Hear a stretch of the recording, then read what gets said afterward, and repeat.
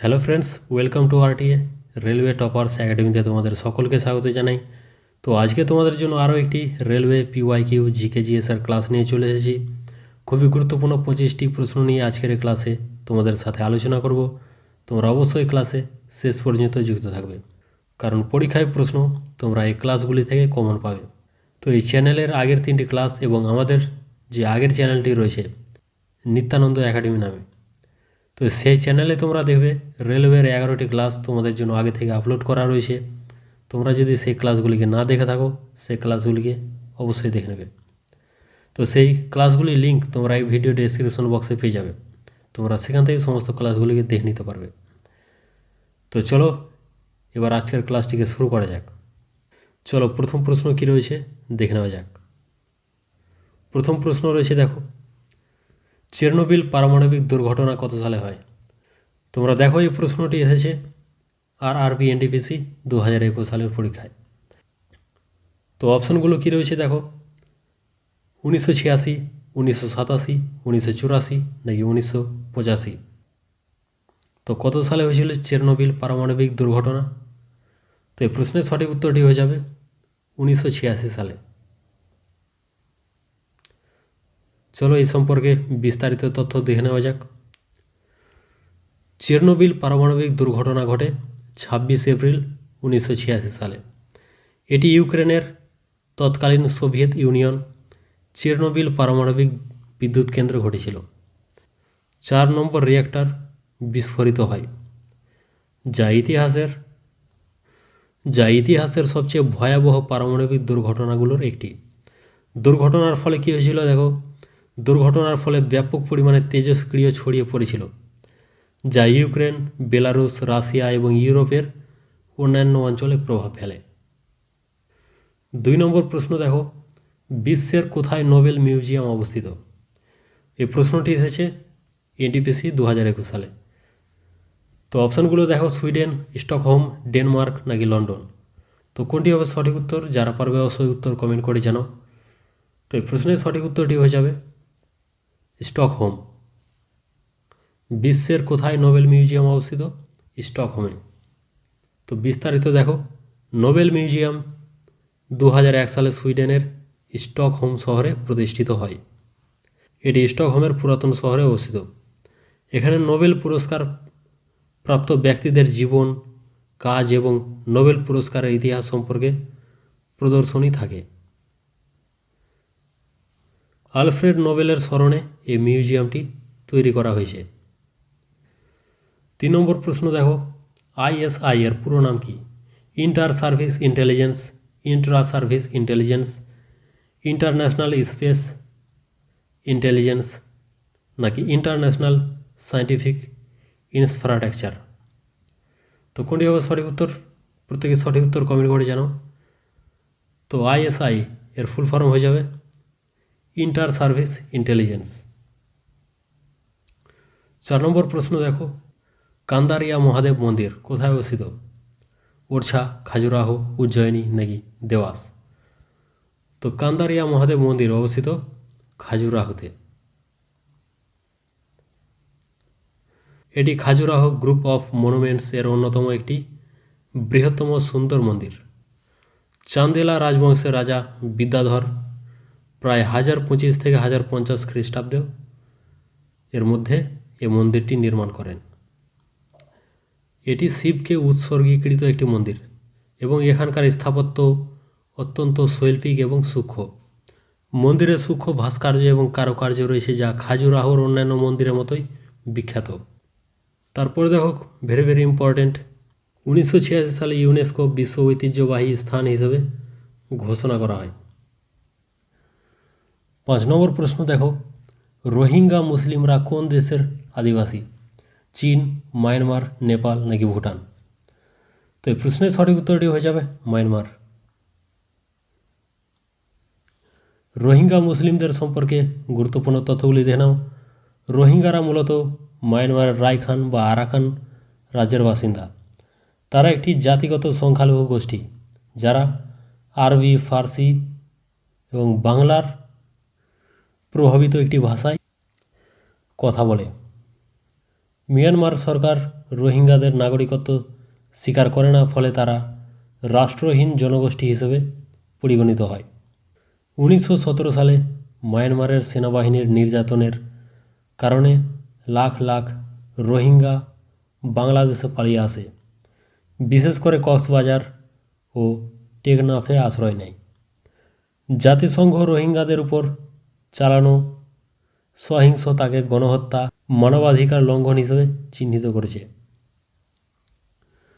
6 নম্বর প্রশ্ন দেখো, কোয়ান্টাম সংখ্যা হলো geometric, logical values, mathematical values নাকি নিউমেরিক্যাল ভ্যালুস। তো কোয়ান্টাম সংখ্যা কি? তো কোয়ান্টাম সংখ্যা হলো নিউমেরিক্যাল ভ্যালুস। কোয়ান্টাম সংখ্যা কি? কোনো ইলেকট্রন এর অবস্থান, শক্তি, কক্ষপথ এবং স্পিন নির্ধারণের জন্য 4টি সংখ্যাকে কোয়ান্টাম সংখ্যা বলে। পরবর্তী প্রশ্ন, কোন শহরে সোনার মূল্য নির্ধারণ করা হয়? ক্যালিফোর্নিয়া, সিডনি, রোম নাকি লন্ডন? তো এই প্রশ্নের সঠিক উত্তরটি হয়ে যাবে লন্ডন। বিস্তারিত ব্যাখ্যা দেখে নাও। লন্ডন বুলিয়ন মার্কেট এবং লন্ডন গোল্ড ফিক্সিং হলো সোনার আন্তর্জাতিক মূল্যের প্রধান নির্ধারক। লন্ডন বুলিয়ন মার্কেট অ্যাসোসিয়েশন প্রতিদিন 2 বার সকাল ও বিকেল সোনার মূল্য নির্ধারণ করে, যা লন্ডন গোল্ড ফিক্স নামে পরিচিত। এটি বিশ্বের প্রধান কেন্দ্রীয় ব্যাংক, খনি কোম্পানি, বিনিয়োগকারী ও বাণিজ্যের প্রতিষ্ঠানের জন্য মানদণ্ড হিসেবে ব্যবহৃত হয়। পরবর্তী প্রশ্ন, লাহোরে বাদশাহী মসজিদ তৈরি করেন কে? শেরশাহ, হুমায়ুন, ইলতুৎমিশ নাকি ঔরঙ্গজেব? তো এই প্রশ্নের সঠিক উত্তরটি হয়ে যাবে ঔরঙ্গজেব। তো দেখো, লাহোরে বাদশাহী মসজিদ কত সাল থেকে কত সালের মধ্যে নির্মিত হয়েছিল? 1671 থেকে 1673। স্থাপত্যশৈলী মুঘল স্থাপত্য। অবস্থান লাহোর, পাকিস্তান। নির্মাতাকে মুঘল সম্রাট ঔরঙ্গজেব। এটি হচ্ছে দক্ষিণ এশিয়ার অন্যতম বৃহৎ এবং সুন্দর মসজিদ। 9 নম্বর প্রশ্ন দেখো, কোন শহরে জওহরলাল নেহরু জন্মগ্রহণ করেছিলেন? লখনৌ, দিল্লি, এলাহাবাদ নাকি শ্রীনগর? তো জওহরলাল নেহরু জন্মগ্রহণ করেছিলেন এলাহাবাদে। কত সালে জন্মগ্রহণ করেন? 14 নভেম্বর 1889। জন্মস্থান আনন্দ ভবন, এলাহাবাদ, বর্তমানে প্রয়াগরাজ নামে পরিচিত। উত্তরপ্রদেশ। বাবার নাম কি? মতিলাল নেহরু, একজন বিশিষ্ট আইনজীবী এবং কংগ্রেস নেতা। মাতার নাম কি? স্বরূপরানী নেহরু। পরবর্তী প্রশ্ন, কোন রাজ্যে মাথুরি লোক নৃত্যের চর্চা করা হয়? গোয়া, তেলেঙ্গানা, মিজোরাম নাকি ঝাড়খণ্ড? তো এই প্রশ্নের সঠিক উত্তরটি হয়ে যাবে তেলেঙ্গানা। এটি মাথুরি জনজাতির ঐতিহ্যবাহী লোকনৃত্য, মূলত তেলেঙ্গানা ও অন্ধ্রপ্রদেশ অধিবাসী গোষ্ঠীগুলোর মধ্যে প্রচলিত। পরবর্তী প্রশ্ন, এটিপির পূর্ণরূপ কী? Adenine tetraphosphate, adenine triphosphate, adenosine triphosphate নাকি অ্যাডেনোসিন টেট্রাফসফেট? তো এটিপি এর ফুল ফর্ম হচ্ছে অ্যাডিনোসিন ট্রাইফসফেট। এটি হচ্ছে জীবদেহের শক্তির মূল উৎস। কোষের অভ্যন্তরের মাইটোকন্ড্রিয়ায় উৎপন্ন হয় এটিপি। এই জন্য মাইটোকন্ড্রিয়াকে বলা হয় কোষের শক্তিঘর। এটিপির গঠন অ্যাডেনিন, রাইবোজ চিনি বা রাইবোজ সুগার, 3টি ফসফেট গ্রুপ, এগুলির সমন্বয়ে গঠিত এটিপি। এটি শ্বসন প্রক্রিয়ার মাধ্যমে উৎপন্ন হয় এবং বিভিন্ন কোষীয় কার্যকলাপ, পেশি সংকোচন, রাসায়নিক বিক্রিয়ার জন্য শক্তি প্রদান করে। যখন এটিপির একটি ফসফেট গ্রুপ বিচ্ছিন্ন হয় তখন এটি এডিপি, অ্যাডিনোসিন ডাইফসফেটে পরিণত হয় এবং শক্তি মুক্তি পায়। তো এডিপিকে শক্তির মুদ্রা বা এনার্জি কারেন্সি বলা হয়। এডিপিকে কি বলা হয়? Energy currency. পরবর্তী প্রশ্ন, মিউকাস মেমব্রেনের প্রদাহকে কি বলে? ব্রঙ্কাইটিস, হেপাটাইটিস, ইরিটিস নাকি গ্যাস্ট্রাইটিস? তো এই প্রশ্নের সঠিক উত্তরটি হয়ে যাবে ব্রঙ্কাইটিস। পরবর্তী প্রশ্ন, সঞ্চিত রক্ত নিম্নলিখিত কী গঠনের কারণে বাদামি বর্ণের হয়? হিমোএরিথ্রিন, মিথ হিমোগ্লোবিন, হিমোগ্লোবিন নাকি অক্সি হিমোগ্লোবিন? তো এই প্রশ্নের সঠিক উত্তরটি হয়ে যাবে মিথ হিমোগ্লোবিন। 14 নম্বর প্রশ্ন, লোহিত রক্ত কণিকার জীবনকাল কতদিন? 60 দিন, 120 দিন, 180 দিন নাকি 240 দিন? তো লোহিত রক্ত কণিকার জীবনকাল হচ্ছে 120 দিন।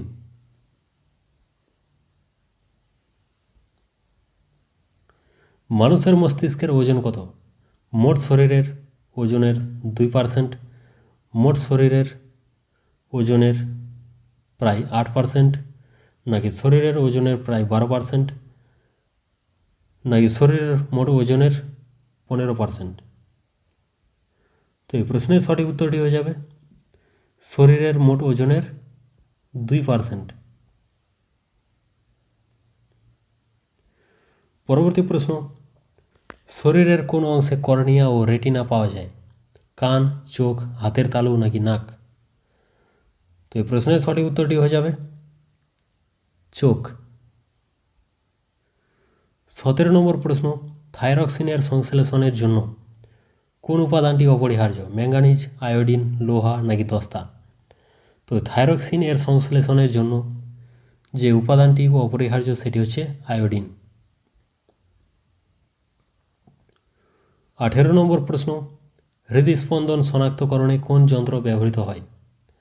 স্টেথোস্কোপ, থার্মোমিটার, স্পিরোমিটার নাকি স্ফিগমোম্যানোমিটার? তো হৃদস্পন্দন শনাক্তকরণে যে যন্ত্র সাহায্য করে সেটি হচ্ছে স্টেথোস্কোপ। 19 নম্বর প্রশ্ন দেখো, বায়োগ্যাসের প্রধান অংশ হলো হাইড্রোজেন, অক্সিজেন, মিথেন নাকি কার্বন ডাইঅক্সাইড? তো বায়োগ্যাসের প্রধান অংশ হচ্ছে মিথেন। 20 নম্বর প্রশ্ন দেখো, গাড়িতে পেট্রোল এর সাথে ড্যাশ জ্বালানি হিসেবে ব্যবহৃত হয়? গাড়িতে পেট্রোলের সাথে কি ব্যবহৃত হয় জ্বালানি হিসেবে? বেনজিন, ইথানল, বিউটেন নাকি অ্যালকোহল?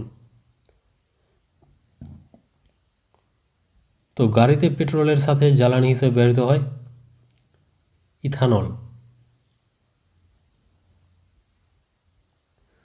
গাড়িতে পেট্রোলের সাথে ইথানল জ্বালানি হিসেবে ব্যবহৃত হয়, যা গ্রিন ফুয়েল হিসেবে পরিচিত। এটি বায়োফুয়েল হিসেবে পরিবেশ বান্ধব এবং অকটেন রেটিং বাড়ায়। পরবর্তী 21 নম্বর প্রশ্ন, তাপমাত্রা বৃদ্ধির সঙ্গে সঙ্গে কোনো অর্ধ পরিবাহীর রোধ প্রথমে বাড়ে তারপর কমে, একই থাকে, বাড়ে নাকি কমে? তো তাপমাত্রা বৃদ্ধির সঙ্গে সঙ্গে কোনো অর্ধ পরিবাহীর রোধ এর কী পরিবর্তন হবে? তো এই প্রশ্নের সঠিক উত্তরটি হয়ে যাবে কমবে। 22 নম্বর প্রশ্ন দেখো, অ্যাস্ট্রোনমি বলতে নিজের কোন বিষয়ের উপর পড়াশোনা করা বোঝায়? চন্দ্র, তারকা, আকাশ নাকি সূর্য? তো এই প্রশ্নের সঠিক উত্তরটি হয়ে যাবে তারকা।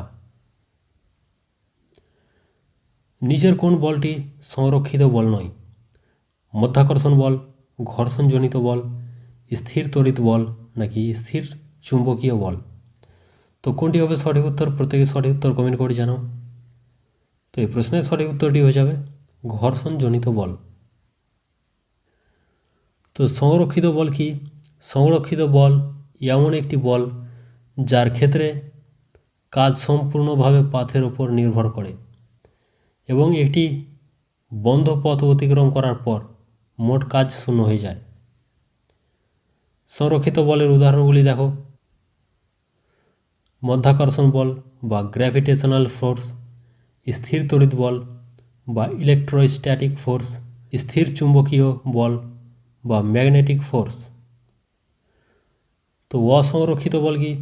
ঘর্ষণজনিত বল হচ্ছে অসংরক্ষিত বল, কারণ এটি শক্তিকে তাপে রূপান্তরিত করে এবং কাজের পরিমাণ পাথের উপর নির্ভরশীল নয়। পরবর্তী প্রশ্ন, হাতের সাহায্যে বস্তু তোলার সময় হাত কিভাবে কাজ করে? প্রথম শ্রেণীর লিভার, দ্বিতীয় শ্রেণীর লিভার, তৃতীয় শ্রেণীর লিভার নাকি সরল যন্ত্র? তো হাতের সাহায্যে বস্তু তোলার সময় হাত যেভাবে কাজ করে সেটি হচ্ছে তৃতীয় শ্রেণীর লিভারের মতো। লিভারের যান্ত্রিক সুবিধা নির্ভর করে ভার এবং বল বাহুর দৈর্ঘ্যের অনুপাতে। প্রতিটি শ্রেণীর লিভারের জন্য যান্ত্রিক সুবিধা আলাদা আলাদা হয়। তো চলো প্রথম শ্রেণীর লিভার সম্পর্কে দেখে নেওয়া যাক। তো দেখো, প্রথম শ্রেণীর লিভারে আলম্ব থাকে মাঝখানে এবং দুই প্রান্তে থাকে ভার এবং বল। তো যান্ত্রিক সুবিধা দেখো প্রথম শ্রেণীর লিভারে যান্ত্রিক সুবিধা একের বেশি, একের সমান বা একের কম হতে পারে। যদি অভিকর্ষ কেন্দ্র মাঝখানে থাকে তবে ভার বাহু ও বল বাহুর দৈর্ঘ্যের উপর নির্ভর করে যান্ত্রিক সুবিধা পরিবর্তিত হয়।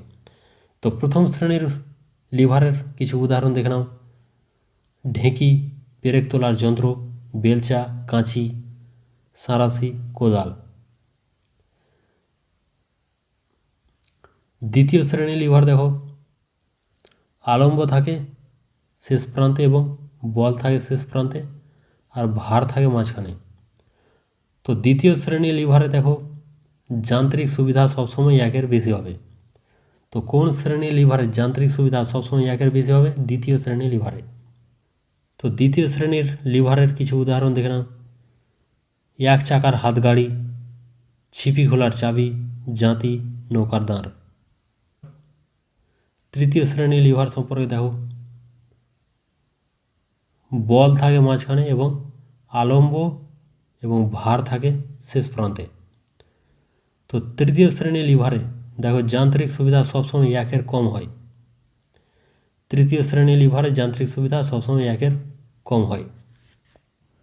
তৃতীয় শ্রেণীর লিভারের কিছু উদাহরণ দেখে নাও। মানুষের হাত, চিমটা, মাল তোলার ক্রেন, মুখের চোয়াল, মাছ ধরার ছিপ। পরবর্তী 25 নম্বর প্রশ্ন দেখো, হাইড্রোলিক প্রেস এর কার্যনীতি হলো আর্কিমিডিসের সূত্র, পাস্কালের সূত্র, রেনল্ডের সূত্র নাকি বার্নৌলির সূত্র।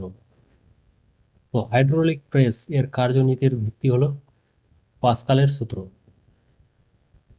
পাস্কালের সূত্র অনুযায়ী যদি কোনো আবদ্ধ তরলের উপর চাপ প্রয়োগ করা হয় তবে সেই চাপটি তরলের প্রতিটি বিন্দুতে অপরিবর্তিতভাবে সঞ্চারিত হয়। তো আজকের ক্লাস এখানেই শেষ করছি। দেখা হচ্ছে পরবর্তী আরও একটি খুবই গুরুত্বপূর্ণ নতুন ক্লাসে।